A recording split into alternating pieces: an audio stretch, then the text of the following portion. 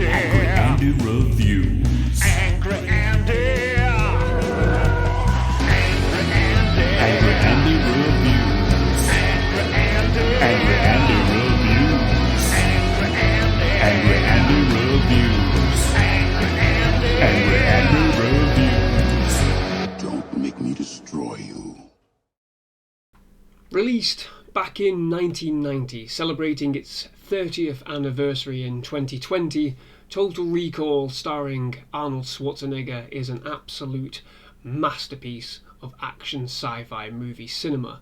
Adapted from a short story from sci-fi master author Philip K. Dick, it is one that has outlasted even a drab, forgettable and bland remake that was released in 2012 starring Colin Farrell.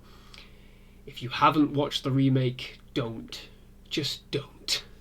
Based on a futuristic totalitarian society that has mastered space travel and planetary colonization, it follows a lowly construction worker who dreams of a better life, one filled with excitement, danger, and a trip to Mars. Except here, his dreams appear to be based on a very real past, a past that is brought to light when he arranges a virtual subconscious vacation from a memory facility called Recall.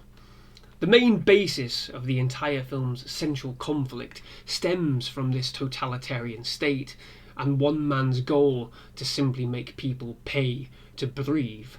Sir, the oxygen level is bottoming out in Sector G. What do you want me to do about it? Don't do anything. Come on, Cohagen, you got what you want. Give these people air. My friend, in 5 minutes you won't give a shit about the people. The authoritarian nature hangs practically over every single scene to great effect. Velos Cohagen, the film's central antagonist, played by the legendary Ronnie Cox, is the corrupt governor of Mars, flanked by his confidant and gun-for-hire Richter, played by a fabulous Michael Ironside. Forcing people to pay an obscene price just for air, Cohagen is also guilty of providing insufficient protection from harmful radiation for those in his charge within the Martian colonies, resulting in horrible deformities that plague the inhabitants.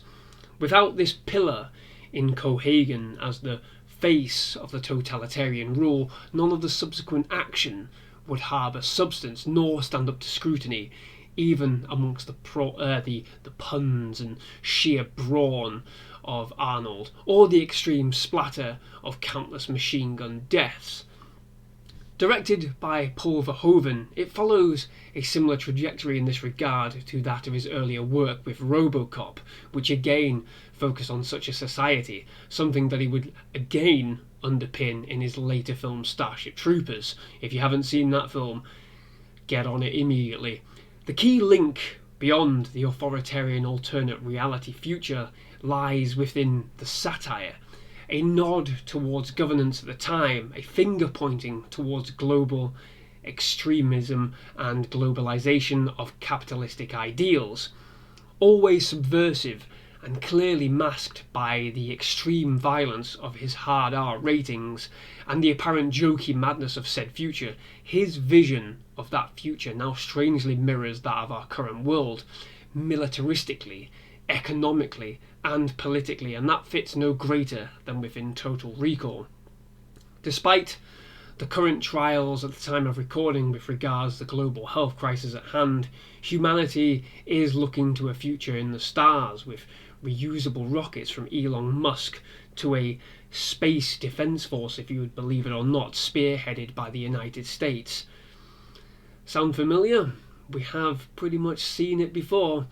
Douglas Quaid is the construction worker turned spy who is drawn into a Martian civil war.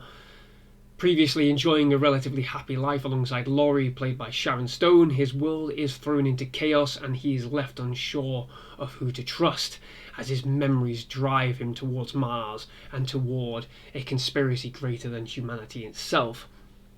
From here, the outlandish and surreal nature of the film explodes in an array of cartoon violence and some truly world-shattering special effects. During our recent rewatch, my missus exclaimed with elation at how good the special effects actually look, specifically the modelling and makeup, And it does still look incredible. Verhoeven utilised practical effects and prosthetics where possible, which lends to the bizarre feel and look of the film. Couple that with an amazing and incredible soundtrack and score from Jerry Goldsmith, one that feels and sounds greater and grander than it has any right to do so. There are, of course, a vast array of memorable moments and one-liners featuring Arnold Schwarzenegger, as you would expect. Consider that a divorce. You blew my cover! See you at the party, Richter. The fare is 18 credits, please. Sue me, dickhead.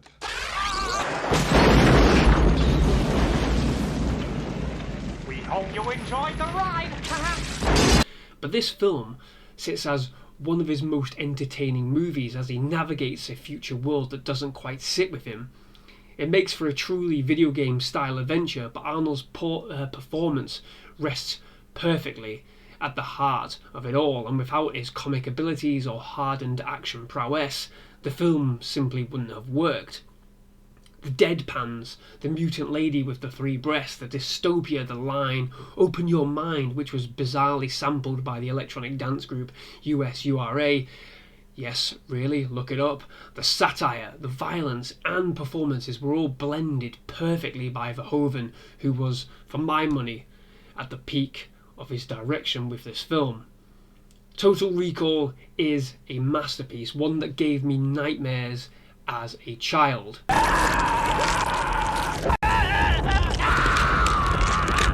I remember vividly seeing Dean Norris as Tony for the first time, for example, and simply not being able to process it at all. You got a lot of nerve showing your face around here, Hauser. Look who's talking. Hey, Tony, give the big guy a break.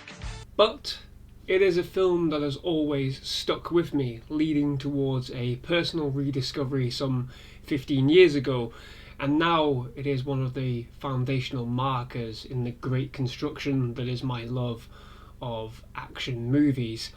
The golden era of action movies may well have long since passed, but Total Recall serves as a reminder of how a director of such prowess and vocal talent in Paul Verhoeven could create something with depth and meaning in amongst guns, brawn and ultra-violence, and in an era of Hollywood seemingly content to thrash out remakes and lackluster, tepid and uninspired garbage, it's abundantly clear now, more than ever, looking back at the fabulous year that was 2020, that some things do need to change, or at the very least be improved upon in the creative process.